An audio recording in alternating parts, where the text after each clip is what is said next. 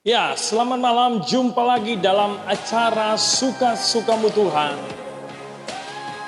Bapak Ibu yang saya kasih dalam Tuhan Yesus Kristus, malam hari ini saya percaya semua ada dalam berkat Tuhan.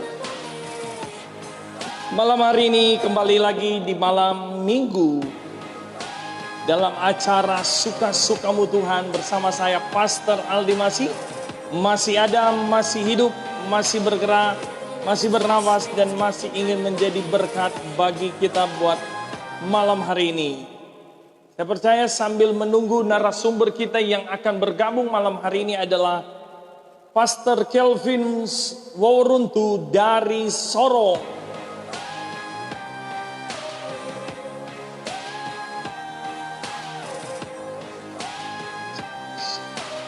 Sambil menunggu beliau akan join malam hari ini, saya percaya semua kita ada dalam berkat Tuhan. Malam hari ini, di malam minggu ini, sambil menunggu hambanya Bapak Pendeta Kelvin Woruntu. Saya percaya semua ada dalam berkat Tuhan, perlindungan Tuhan, kasih Tuhan yang luar biasa. Dalam acara Suka-Sukamu Tuhan, bersama saya Pastor Aldi Masih. Selamat malam buat teman-teman yang sedang bergabung join malam hari ini. Kak Esther, apa kabar yang ada di Bogor? Percaya bahwa hari ini kita ada dalam berkat Tuhan, kasih Tuhan yang luar biasa meliputi saya dan saudara.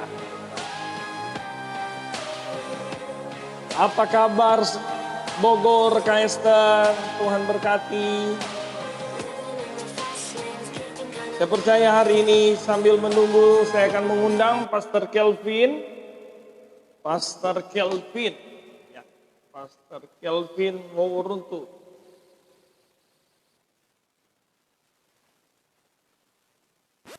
Pastor Kelvin. Oke, tunggu ya. Ya, oke. Saya akan undang Pastor Kelvin. Sambil menunggu Pastor Kelvin.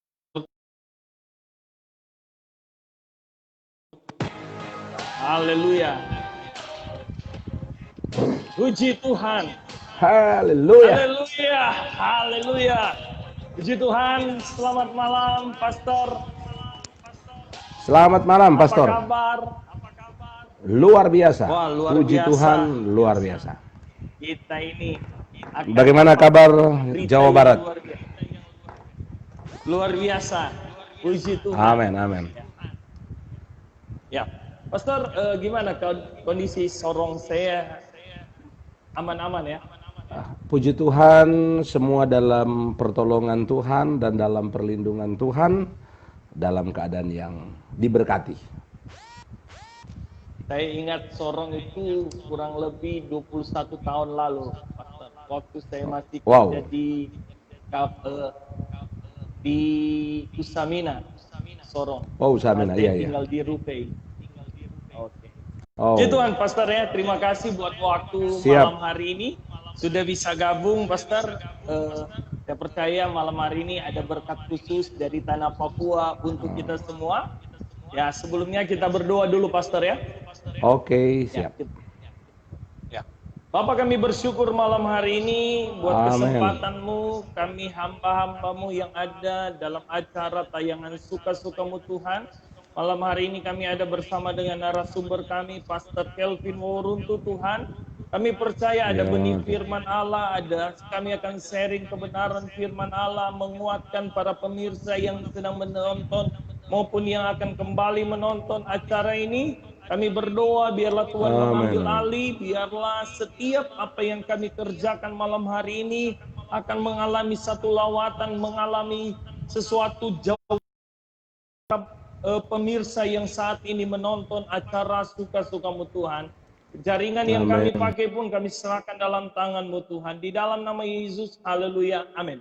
Pastor, kita akan bahas tentang apa ini? Kalau saya tidak salah ini kita akan bahas. Ya, boleh Pastor? Iya, terima kasih pertama Pastor untuk undangannya di malam ini. Saya tergerak bagi berkat dari Mazmur 27 Mazmur 27 ayat 5. Itu yang akan menjadi kiranya memberkati setiap pendengar yang mengikuti program Suka-Sukamu Tuhan. Iya.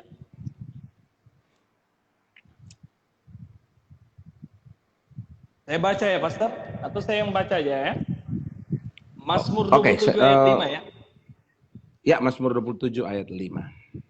Oke, saya baca. Sebab ia melindungi aku dalam pondoknya pada waktu bahaya. Ia menyembunyikan aku dalam persembunyian di kemahnya. Ia mengangkat aku ke atas gunung batu. Wow, dahsyat. Gimana, Pastor? Amin. Puji Tuhan. Jadi ayat ini memberkati saya dan meneguhkan saya sehingga dalam beberapa minggu terakhir, ada mungkin sudah lebih kurang 4 atau 5 minggu saya sedang bicara kepada jemaat Tuhan yang ada di Sorong bertitik tolak dari ayat ini. Ada pewahyuan khusus yang Tuhan taruh pada saya tatkala ketika kita semua bangsa inilah, bahkan hampir seluruh bangsa-bangsa yang ada melewati satu fase yang cukup sulit hari-hari ini dengan wabah pandemi yang ada, corona yang begitu menggoncangkan dunia. Tetapi ayat ini meneguhkan saya tentang ada kalimat yang menarik di ayat 5 bilang begini. Sebab ia melindungi aku dalam pondoknya pada waktu bahaya. Pertama yang saya perhatikan bahwa memang semua orang, termasuk orang percaya di dalamnya, dia akan melewati fase-fase itu, waktu bahaya itu. Dan kita suka atau tidak suka, setuju atau tidak setuju, kita sebenarnya sedang ada pada fase itu, waktu bahaya itu. Tetapi ada yang meneguhkan kita sebagai orang percaya, ternyata waktu bahaya yang sedang mendatangi manusia, mendatangi orang percaya termasuk di dalamnya, Tuhan berjanji dia melindungi kita. Ayat ini bilang begini, sebab ia melindungi aku dalam pondoknya pada waktu bahaya. Ia menyembunyikan aku dalam persembunyian di kemahnya. Ada 2 berkat yang saya jumpai. Pertama begini, siapapun kita, namanya manusia, kita ada waktu dan ada saat melewati fase itu, waktu bahaya. Apakah itu dalam bentuk pergumulan yang seperti hari-hari ini, wabah, pandemi, atau mungkin kalau kita bicara dalam perspektif teologi yang lebih dalam, ketika kita melihat apa yang Yesus gambarkan sebelum dia datang pada kali yang kedua, ada situasi-situasi yang sulit yang akan terjadi. Saya menyebut itu waktu bahaya. Bagi saya menyebut itu adalah sebuah kondisi, itu sebuah keadaan waktu bahaya. Tetapi Tuhan bilang, keadaan yang kita hadapi itu sesuatu yang memang faktanya begitu. Tapi Tuhan berjanji, dia yang akan melindungi kita dan akan menyembunyikan kita. Artinya begini, seberapa dahsyat, saya pakai tanda kutip, seberapa dahsyat waktu bahaya itu terjadi atau mendatangi kita, Tuhan yang akan menjagai dan akan melindungi kita. Dia berkata bahwa ia akan melindungi, ayat tadi berkata, ia akan melindungi dan menyembunyikan. Artinya, waktu bahaya itu boleh datang, waktu bahaya itu boleh ada, terjadi di sekitar kita, tapi Tuhan yang berjanji, dia akan melindungi kita. Sehingga saya selalu katakan begini kepada jemaat Tuhan yang olehnya Tuhan percayakan untuk saya layani di Kota Sorong, saya katakan begini, kita tidak bisa menghindar dari sebuah kondisi. Alkitab sudah menjelaskan itu dengan begitu luar biasa. Yesus dalam khotbahnya dia pun bicara tentang waktu-waktu bahaya yang akan mendatangi manusia. Tetapi mau waktu bahaya apa yang mendatangi kita, Tuhan berjanji ia melindungi dan ia menyembunyikan kita. Sehingga saya suka kalimat yang dipakai oleh pemazmur, dia berkata begini, sebab ia melindungi aku dalam pondoknya pada waktu bahaya, ia menyembunyikan aku dalam persembunyian. Artinya, dia menyembunyikan kita, kalau saya mencoba menganalogikan itu, ketika kalau kita pakai gambaran yang digambarkan oleh pemazmur dalam Mazmur 91 tentang bagaimana penyakit sampar berjalan di waktu malam, panah-panah api dan berbagai hal. Tapi Tuhan bilang dia menyembunyikan kita. Artinya bahaya-bahaya yang sedang terjadi di sekitar kita, orang-orang yang percaya itu disembunyikan oleh Tuhan. Itu yang menjadi peneguhan, itu yang menjadi sebuah kekuatan iman dan sebuah kekuatan rohani yang saya selalu katakan bahwa apapun yang sedang terjadi pada kita, hidup kita ada dalam kendalinya Tuhan. Hidup kita ada dalam kontrol Tuhan. Hidup kita ada dalam proteksi Tuhan. Pertama yang saya perhatikan bahwa waktu bahaya itu adalah sesuatu yang real. Waktu bahaya itu adalah sesuatu yang tidak bisa kita hindari. Tetapi apapun waktu bahaya yang mendatangi kita, Tuhan berjanji ia melindungi dan menyembunyikan kita. Amin. Itu pertama. Yang kedua yang saya perhatikan di ayat ini, ternyata cara Allah untuk melindungi dan menyembunyikan kita. Dia bilang begini, ayat tadi bilang begini. Ia melindungi aku dalam pondoknya pada waktu bahaya, ia menyembunyikan aku di persembunyian di kemahnya. Ternyata Allah akan bertindak untuk melindungi kita waktu kita ada di kemahnya Tuhan, di pondoknya Tuhan. Kita ada. Artinya begini, secara sederhana kalau saya bisa ngomong begini, secara sederhana begini. Tindakan Allah untuk menyembunyikan kita pada waktu bahaya, tindakan Allah untuk melindungi kita pada waktu kita sedang diperhadapkan pada keadaan yang bahaya itu, waktu kita ada diam di kemahnya. Sederhananya, Allah akan bertanggung jawab selama kita ada di kemahnya. Amin. Di luar kemah itu, Allah tidak bertanggung jawab. Kira-kira begitu. Saya mau sederhanakan kalimat itu. Orang-orang yang ada di kemahnya, Allah bertanggung jawab. Orang-orang yang ada di kemahnya. Nah, yang di luar kemahnya, saya bisa gambarkan itu memberi arti bahwa Allah tidak bertanggung jawab. Nah, itu yang membuat saya meyakini pengertian ini yang Yosua miliki.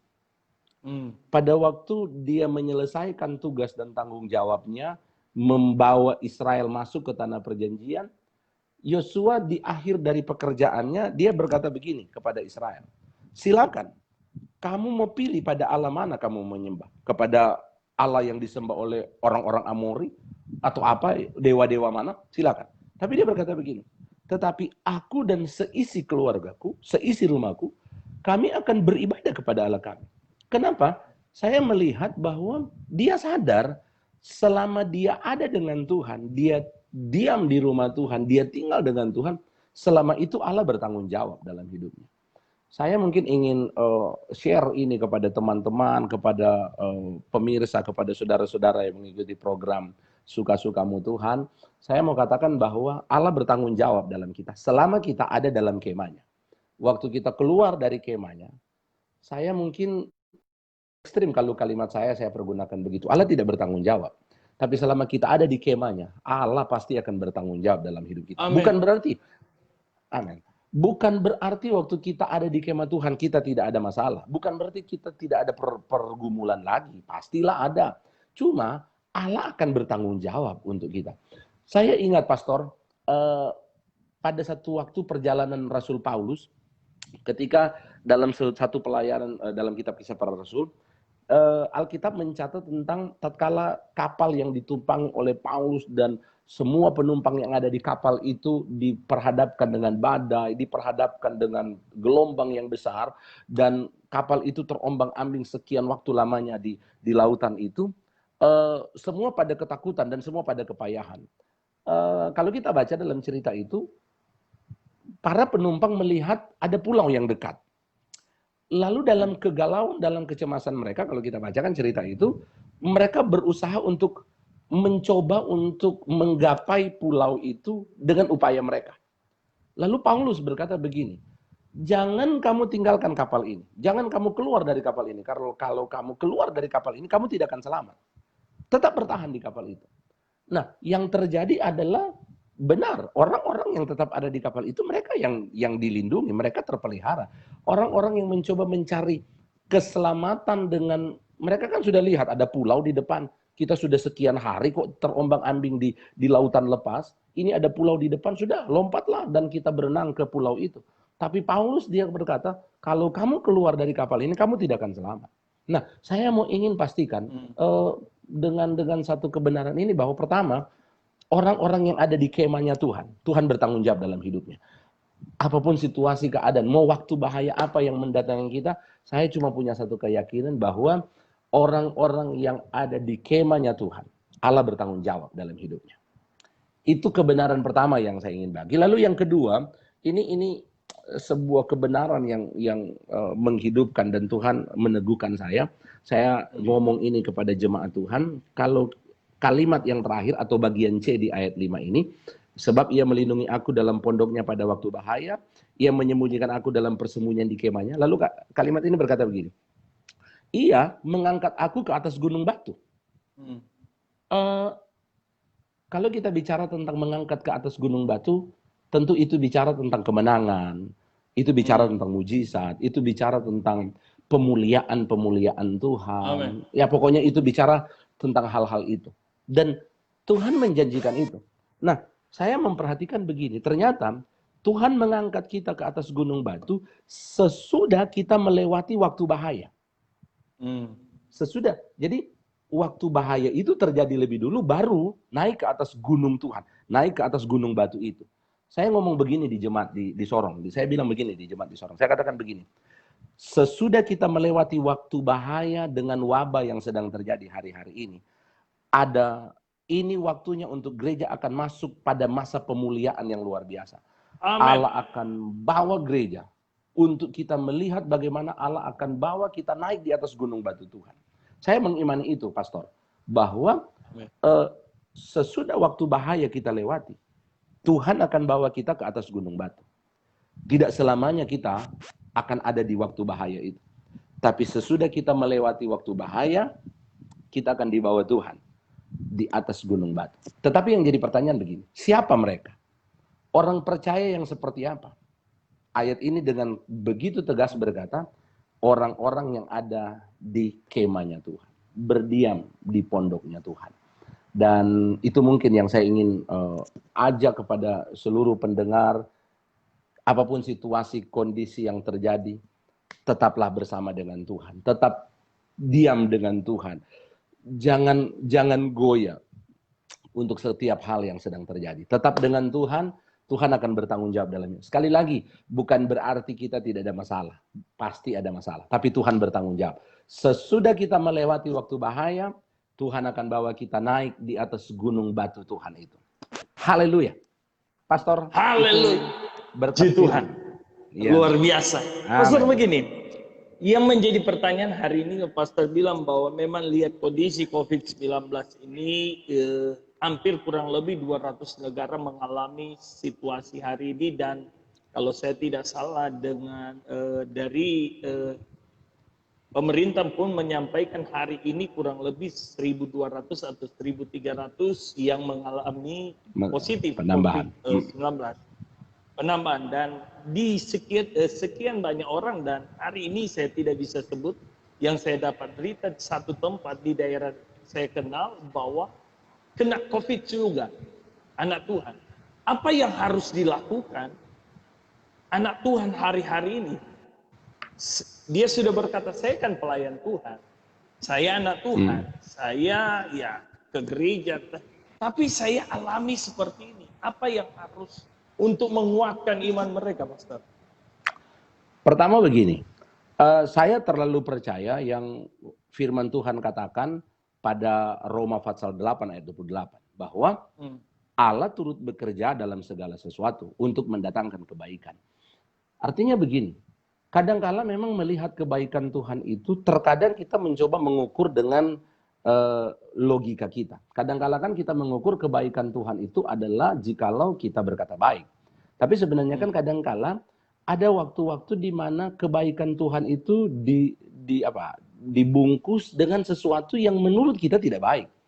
Tapi sebenarnya di dalamnya ada kebaikan Tuhan. Itu pertama dulu, bahwa sebagai orang percaya. Karena kalau kita mencoba buat sebuah semacam perbandingan apple to apple dengan saya sudah melayani Tuhan, lalu saya harus menghadapi begini. Bagi saya akan pada akhirnya kita akan terjebak dalam sebuah pemahaman tentang saya sudah buat begini tapi Tuhan tidak tolong saya. Tetapi iya kan, akan seperti itu. Tetapi ketika kita coba membangun sebuah persepsi bahwa apapun yang terjadi dalam hidup saya, segala sesuatu untuk mendatangkan kebaikan. Amin. Amin. Dan jikalau keadaan seperti tadi, wabah COVID, dia tiba-tiba menyerang kita, bukan berarti seperti yang saya katakan tadi, bukan berarti tatkala kita melayani Tuhan, kita setia, lalu kita bebas dari masalah. Bukan. Saya terlalu percaya hal-hal itu boleh ada. Saya pun sebagai seorang hamba Tuhan bukan berarti bebas dari keadaan itu. Tidak serta-merta sebagai seorang hamba Tuhan saya akan langsung hidup dengan sembrono. Asito saya hamba Tuhan, saya percaya firman Tuhan bilang dia akan melindungi lalu tidak mengikuti anjuran. Bagi saya tidak juga begitu. Cuma perlu sebuah kesadaran iman untuk kita bangun bahwa yang sedang terjadi pada kita adalah sesuatu yang di dalamnya ada kebaikan-kebaikan Tuhan. Itu pertama. Amen. Yang kedua, apapun situasi kondisi yang terjadi pada kita, Allah bertanggung jawab. Allah pasti bertanggung jawab. Mau sampai masuk pada situasi yang daging kita pun menolak, hati kita pun akan berontak untuk itu, saya cuma punya satu keyakinan sebagai hamba Allah, Allah bertanggung jawab. Allah bertanggung jawab. Bagaimana caranya? Pasti Tuhan akan menunjukkan tentang ini maksudku, ini caraku, dan ada banyak hal. Dan saya percaya kalau kita coba masuk lebih dalam, telusuri kesaksian dari sekian banyak rekan-rekan pelayan, hamba-hamba Tuhan mungkin yang juga mengalami masalah, jangankan COVID, dengan masalah-masalah yang lebih besar, di balik dari masalah itu pasti mereka punya satu kesaksian. Pergumulan ini melatih iman saya, pergumulan ini ternyata Tuhan punya tujuan ini, dan sebagainya, dan sebagainya. Itu mungkin pandangan dari saya, bahwa kalaupun ada kondisi itu dua hal.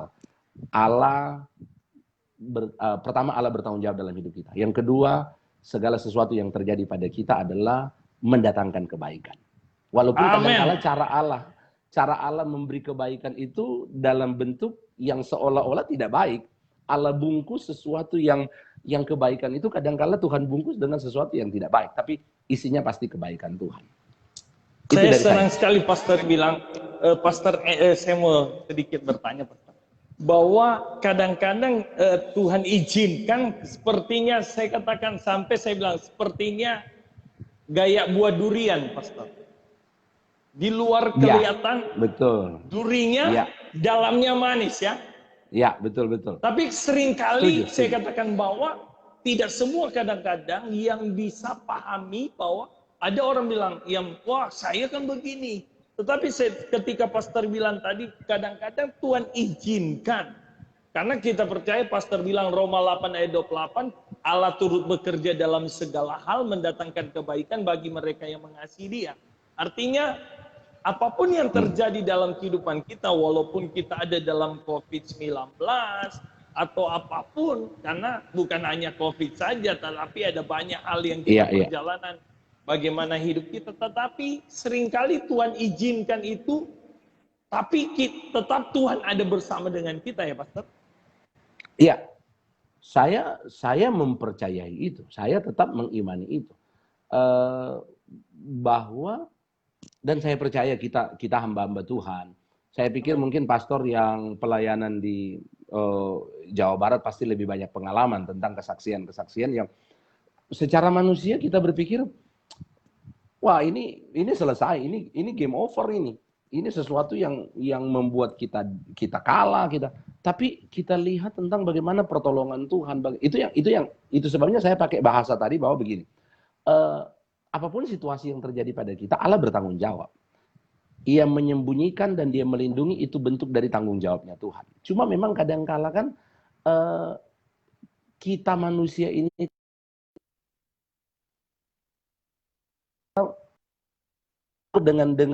dengan logika kita, dengan kemampuan.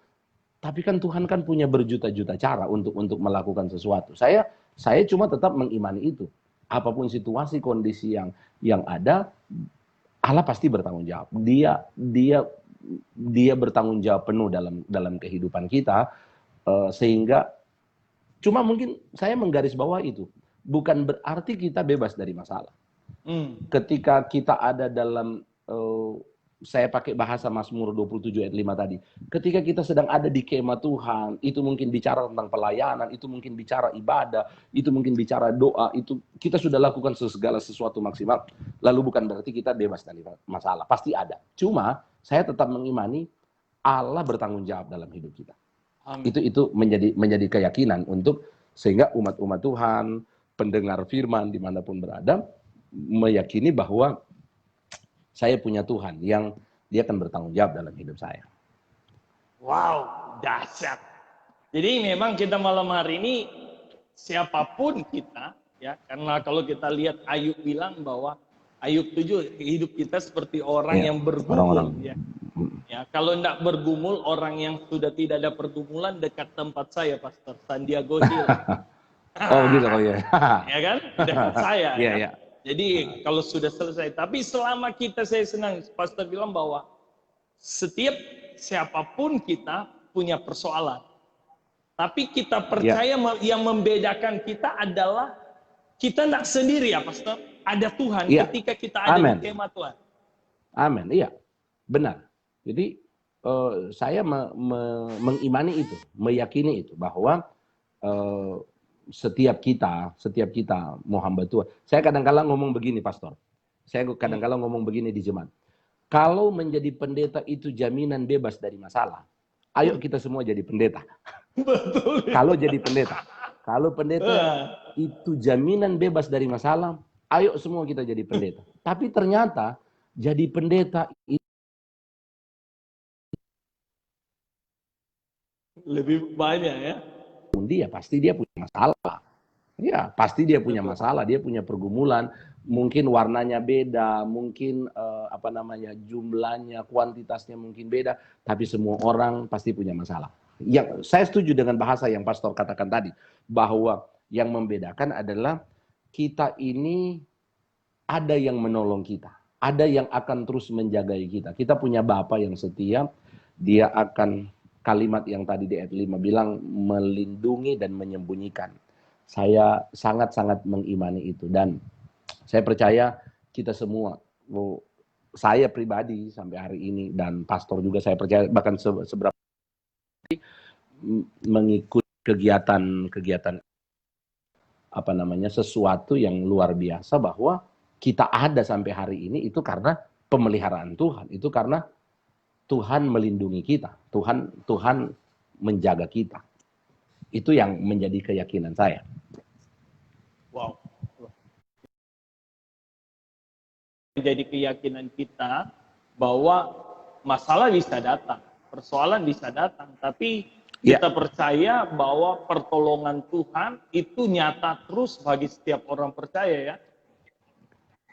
Pasti, amin. Pasti.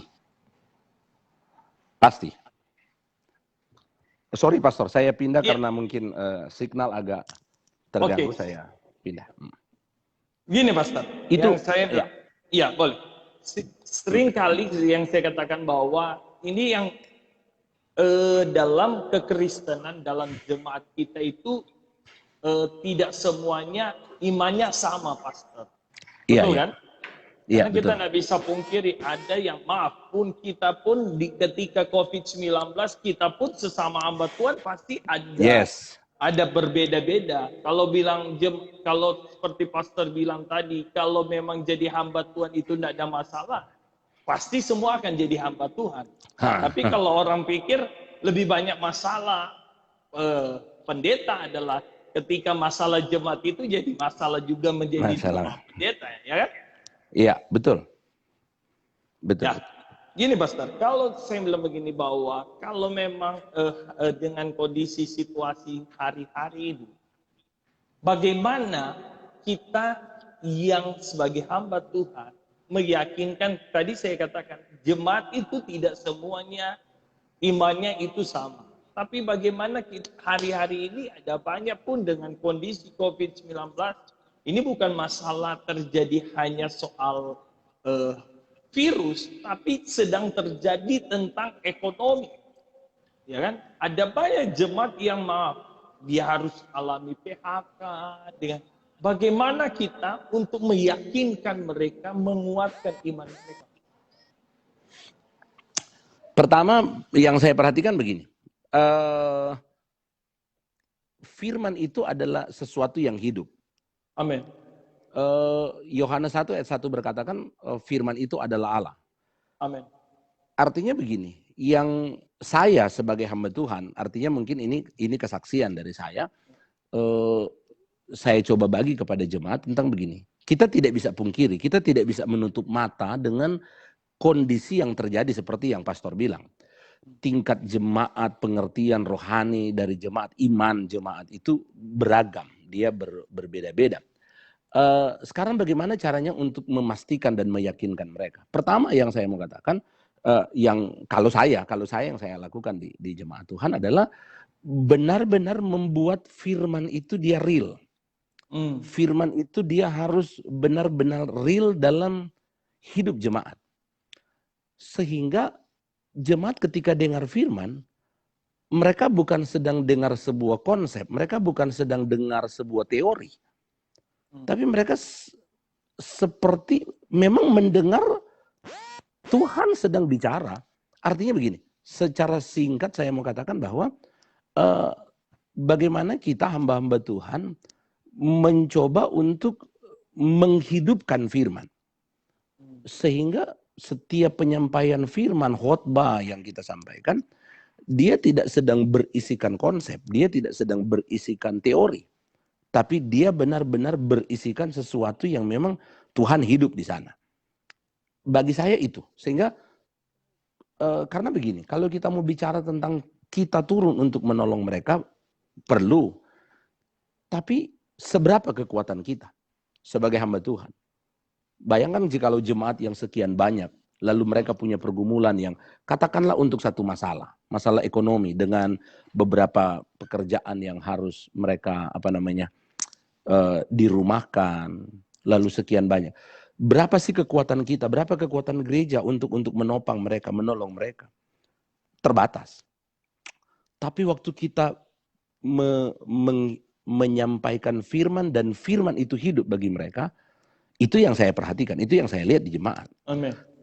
Jemaat Tuhan yang Tuhan percayakan di Sorong, sesuatu yang biasa. Tetapi sebagai hamba Allah, saya selalu berupaya untuk membuat firman itu harus real dalam mereka. Yes. Firman itu harus benar-benar hidup dalam hidup mereka. Karena jikalau firman tidak real, firman tidak hidup, firman hanya menjadi konsep, bagi saya yang tadi yang pastor bilang itu yang akan terjadi.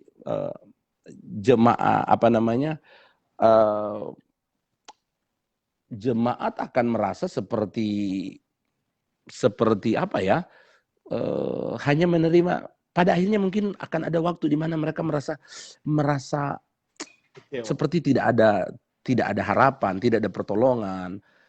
Tapi waktu kita buat firman itu benar-benar real dalam mereka, maka saya terlalu percaya, sekalipun mungkin uluran tangan gereja terbatas untuk membantu mereka dalam diakonia atau apa, mungkin terbatas. Tetapi karena firman itu real atas mereka, firman bertumbuh, maka secara langsung firman itu yang akan beroperasi pada mereka. Firman itu akan terakselerasi dalam hidup pendengar firman, sehingga mereka akan punya kemampuan yang luar biasa. Saya seringkali membahasakan dengan bahasa Tuhan akan mampu memberi pada kita ide-ide kreatif. Tuhan sanggup sehingga ada banyak hal yang bisa terjadi. Jadi itu jawaban saya, Pastor, adalah bagaimana cara untuk jemaat Tuhan dengan beragam iman kondisinya, selain daripada mungkin peneguhan kesaksian, mungkin ada contoh-contoh yang bisa kita contohkan, ada hamba-hamba Tuhan, ada jemaat-jemaat Tuhan di sesama anggota gereja mungkin, atau jemaat dari kota yang lain, yang mungkin kita tahu kesaksian mereka itu mungkin bisa menjadi motivasi. Tetapi yang paling utama kalau bagi saya adalah membuat firman itu hidup dalam jemaat. Sehingga benar-benar jemaat Tuhan itu dia bertumbuh dalam firman. Sehingga mereka akan tetap teguh, mereka akan tetap kuat. Iman mereka lambat laun akan bertumbuh, mereka akan terus berpengharapan di dalam Tuhan, dan banyak hal yang bisa terjadi. Itu poin yang saya bisa simpulkan dari pertanyaan pastor tadi. Wow, dasar. Jadi saya senang bahwa sebagai hamba Tuhan menjadi sesuatu yang menjadi, saya katakan bahwa ketika saya dengan para narasumber, saya setiap kali berdoa, biarlah ada benih yang bukan hanya buat pemirsa, tapi buat saya juga dapat sesuatu. Ya, itu menjadi doa setiap kali. Bahwa yang saya katakan betapa ketika kita hanya membangun konsep itu bisa mengecewakan kita ya Pak. Iya, kalau seandainya kita hanya dalam ranah memberi pengetahuan semata, sorry saya pakai mungkin tanda kutip. Jikalau kita sedang menyampaikan hanya sampai pada dimensi pengetahuan, bukan berarti itu salah. Bagi saya itu baik. Tetapi yang perlu adalah bagaimana benar-benar firman itu bukan cuma jadi konsep, bukan cuma jadi pengetahuan, tapi itu benar-benar dia menyatu dan itu akan termanifestasi dalam kehidupan keseharian kita. Karena waktu kita mulai bergerak dengan firman, hidup kita akan menjalani hari-hari hidup didorong oleh karena kekuatan firman. Itu kan hasilnya beda. Itu hasilnya beda. Dan jujur mungkin pastor saya mungkin bisa sampaikan bahwa begini. Hari-hari ini yang sedang kita lihat, kita gereja sedang terjebak dalam kondisi itu. Diskusi-diskusi yang sedang terjadi di media sosial kan adalah seperti itu yang sedang kita lihat. Kita sedang mengikuti bagaimana firman itu dia berhenti pada ranah pengetahuan, dia berhenti pada ranah konsep. Bagi saya bukan berarti salah dan bukan berarti tidak penting. Itu baik dan itu penting. Tapi dia tidak boleh berhenti di situ. Bagaimana firman itu dia benar-benar real dalam kita. Contoh sederhana. Kadang-kala ini contoh simpel. Mungkin kita beberapa bulan yang lalu atau mungkin tahun yang lalu kita dihebohkan dengan diskusi yang cukup ramai di media sosial di beberapa grup tentang contoh perpuluhan. Kita menjadikan itu sebuah ajang diskusi teologi. Bagi saya tidaklah salah kalau kita mendiskusikan itu, mencoba mencari. Tapi yang menjadi pokok di situ adalah mari kita lakukan aja dulu. Kadang-kadang kan kita terjebak dalam sebuah diskusi kita. Sekali lagi saya ingin katakan di forum yang terbuka ini bahwa bukan berarti itu salah. Itu baik, itu penting. Tetapi yang sedang terjadi hari-hari ini kan adalah kita cuma bermain di situ. Kita belum lagi untuk contoh-contoh yang lain soal waduh kita berdiskusi dengan banyak hal. Tapi salah satu contoh itu sebenarnya saya mau katakan bahwa kalau saja firman itu dia benar-benar bertumbuh dalam kita, jemaat Tuhan, siapa bilang jemaat Tuhan tidak pernah dikecewakan? Pasti ada waktu di mana mereka kecewa waktu mereka mengiring Tuhan. Jangankan jemaat Tuhan, kita pun hamba-hamba Tuhan kadang-kala, waduh Tuhan, kita sudah buat begini kok. Tetapi karena firman itu bertumbuh pada kita, firman itu dia beroperasi, maka hal-hal itu dapat ditepis. Nah itu yang mungkin saya katakan tadi seperti pastor tanyakan. Kalau saja firman itu bergerak secara luar biasa, saya percaya firman akan membuat sukacita, kekuatan-kekuatan rohani dalam kita. Demikian pastor. Jadi memang firman itu bukan hanya jadi logos tapi harus jadi rema. Iya, setuju. Seperti itu. Dan saya percaya malam hari ini, sahabat, sebelum kita terus, bahwa saya alami bahwa benar, saya percaya, saya ingat, saya punya oma adalah seorang hamba Tuhan yang almarhum. Anak saya nomor 3 itu kena virus rubella, pastor. Virus rubella yang saya bilang, secara konsep dokter, anak ini sempat dokter berkata, karena dia tahu saya pendeta, udah bawa pulang lah. Dan akhirnya singkat cerita, anak ini tidak mungkin berjalan, dan jantung bocor, matanya harus operasi.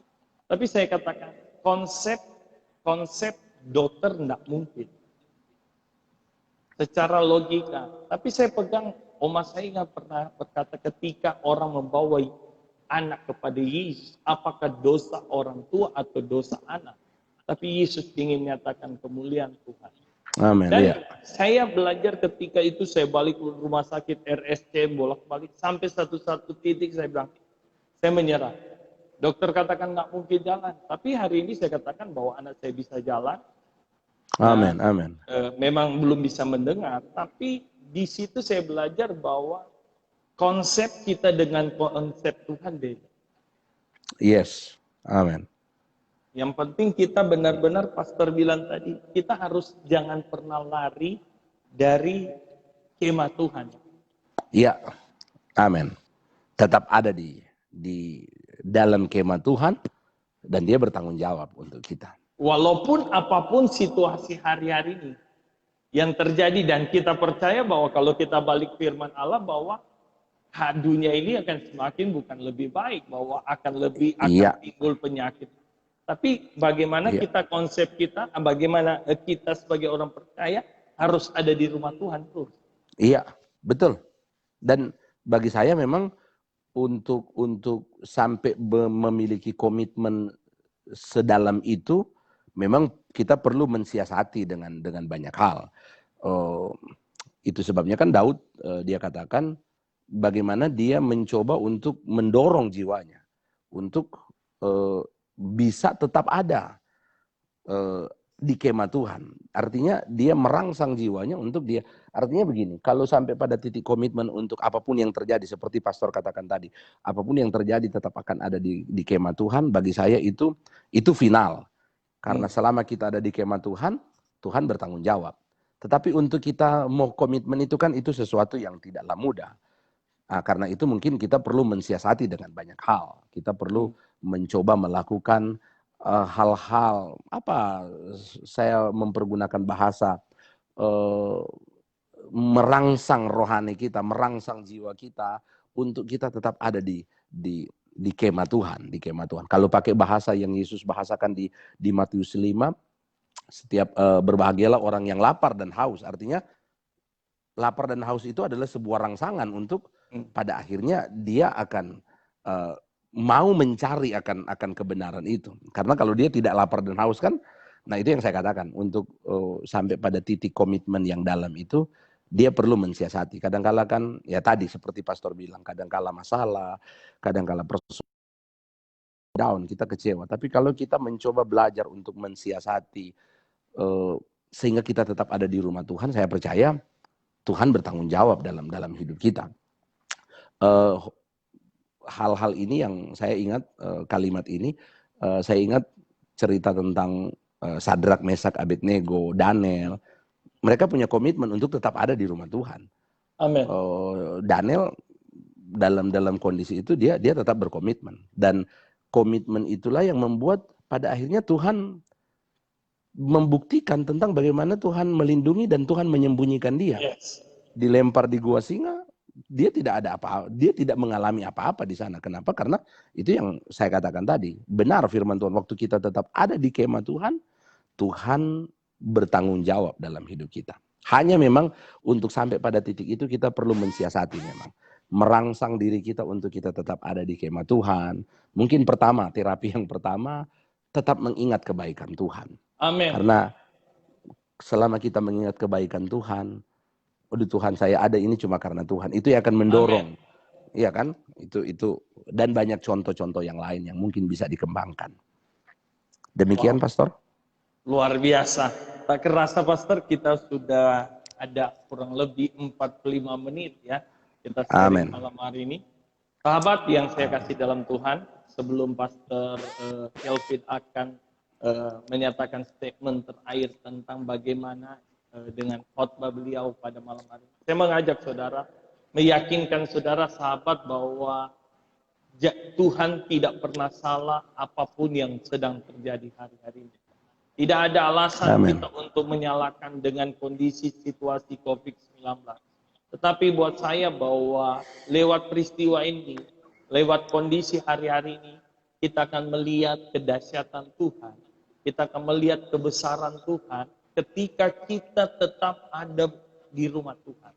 Ketika Amin, kita amin. tetap percaya bahwa kuasa Tuhan, bahwa Dia tetap bekerja, bahwa Dia tidak pernah terlambat untuk menolong. Amin. Walaupun orang lain berkata, kok saya alami begini.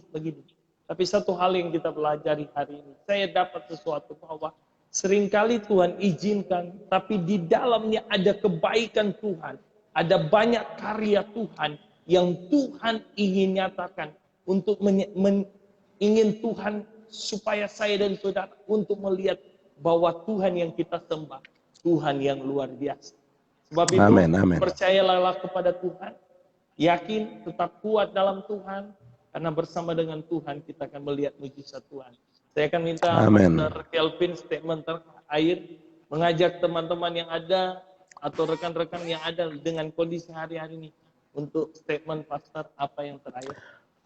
Ya, dua hal yang saya ingin coba simpulkan dari baik kebenaran firman yang kita sharingkan pada malam ini. Pertama, orang-orang yang ada di rumah Tuhan, waktu kita berkomitmen ada di rumah Tuhan, Tuhan berjanji Dia akan memelihara kita.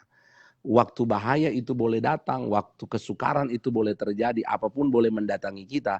Sekali lagi bukan berarti menjadi orang percaya, menjadi hamba Tuhan termasuk di dalamnya, bebas dari masalah. Pasti ada masalah. Tetapi orang-orang yang ada di kemah Tuhan, Allah bertanggung jawab. Itu pertama. Tapi yang kedua, orang-orang yang di kemah Tuhan itu, selain Tuhan melindungi mereka dalam ayat tadi, saya terlalu percaya orang-orang yang ada di kemah Tuhan itulah yang Tuhan akan bawa naik di atas gunung batu Tuhan itu. Amen. Jadi bukan cuma bukan cuma perlindungan pemeliharaan Tuhan, tapi Tuhan akan bawa kita pada pemuliaan-pemuliaannya. Yang jadi soal kan kadang-kala begini. Ada berapa banyak kali kita jadi lemah waktu kita, seperti tadi Pastor contohkan. Kita sudah melayani, padahal kita tinggal sedikit waktu lagi sebenarnya kita akan lihat anugerah Tuhan yang besar. Amen. Tinggal sedikit waktu lagi kita akan melihat pertolongan Tuhan. Hari ini saya mungkin ingin katakan begini, dengan statement yang ada ini saya ingin katakan begini, bahwa gereja Tuhan yang ada di Indonesia, kita sedang melewati satu dan kita sudah hampir selesai waktu bahaya yang sedang terjadi. Sedikit waktu lagi kita akan dibawa Tuhan untuk naik di atas gunung batu Tuhan itu. Amen. Saya terlalu percaya itu. Hanya kadang-kala kita sebelum nyampe di situ, kadang-kala kita sudah drop, kita sudah kalah. Padahal sedikit waktu lagi. Nah, karena itu mungkin di closing statement ini saya ingin katakan, apapun yang terjadi tetap ada di rumah Tuhan. Tuhan bertanggung jawab dalam hidup kita, dan akan ada waktu di mana kita akan lihat Tuhan akan bawa kita naik di atas gunung batu Tuhan. Sebagai hamba Tuhan, sebagai gembala jemaat, saya sudah banyak melihat tentang bagaimana pertolongan Tuhan pada jemaat-jemaat Tuhan. Bagaimana mereka melewati waktu bahaya secara ekonomi. Ada hal-hal yang terjadi, bantu doa, begini, pergumulan dan sebagainya. Tapi hari ini, itu yang saya yakini. Bahwa ada waktu kita memang melewati waktu bahaya. Tapi sesudah kita melewati waktu bahaya, Tuhan akan angkat kita naik di atas gunung batu itu.